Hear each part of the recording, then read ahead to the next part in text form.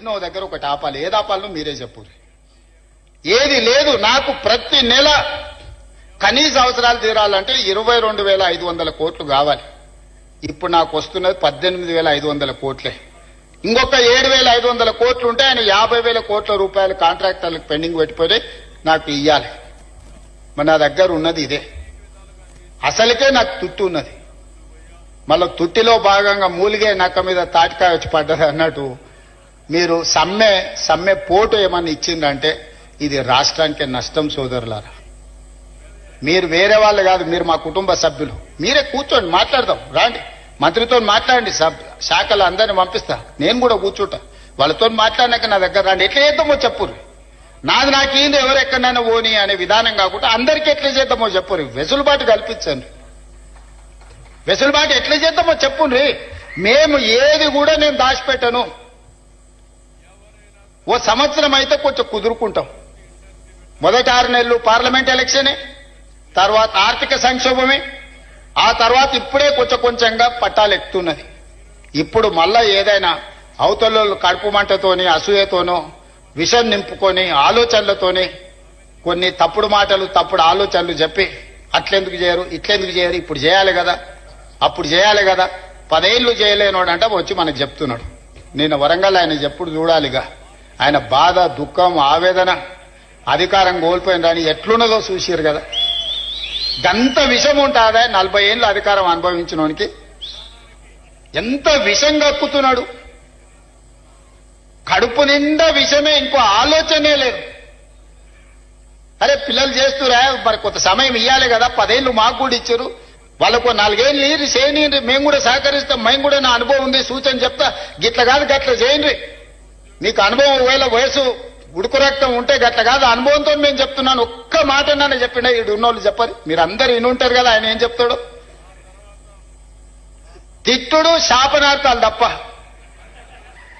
పిల్లి శాపనార్థాలు పెడితే ఉట్టి దిగి కింద పడతా. అది ఉట్టి మీద పాలుంటే పిల్లికి అందవు.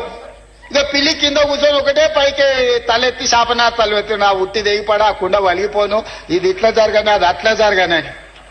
పిల్లి శాపనార్థాలకు ఉట్టి దిగిపడుతుందా? లేకపోతే సిద్ధశెట్టి కింద కూర్చొని ఎవడన్నా మంత్రాలు చదివితే సితకాయలు రాలుతాయా? ఆయన కథ గట్లనే ఉంది.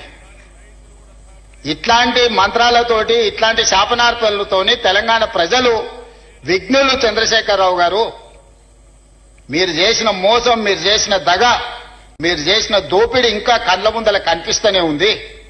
నువ్వు కనిపించినావంటే ఆ గాయం పచ్చిగై మళ్ళీ ప్రజలకు గుర్తొస్తుంది. నువ్వు దాచుకున్నావు, గదే పని చేయి, బయటికి రాకుండా.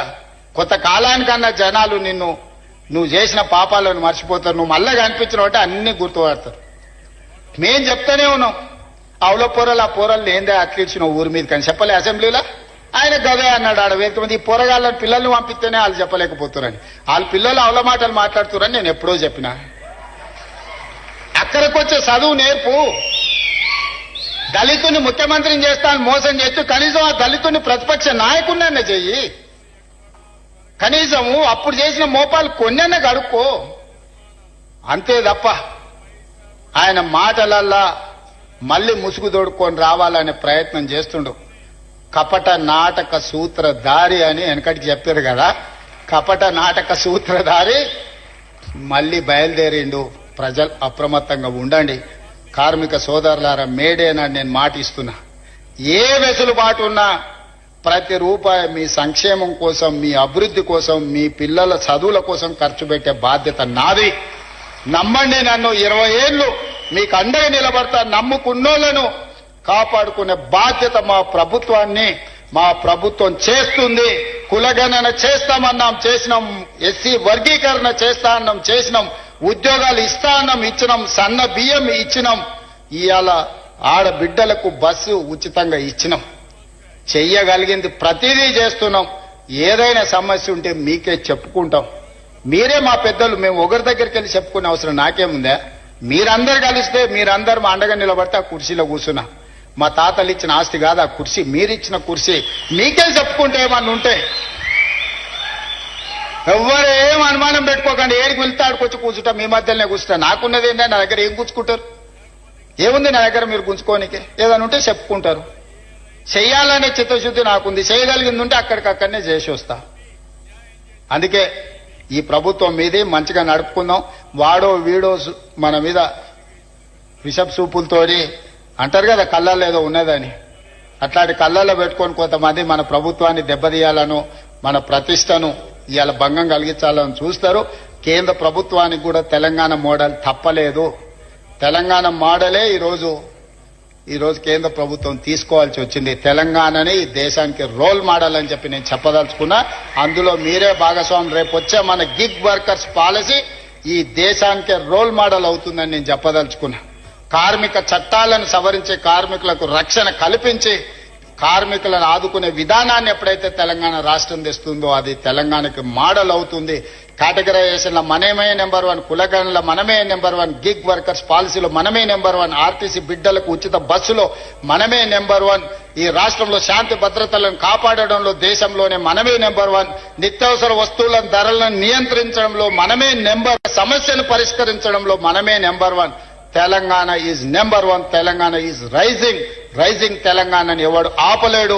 ఎవడైనా ఆపాలనుకుంటే వాళ్ళ కాళ్ళు, వాళ్ళ కళ్ళు, వాళ్ళ చేతులు కాలిపోతాయని తెలియజేస్తూ మీ అందరి దగ్గర సెలవు తీసుకుంటున్నా.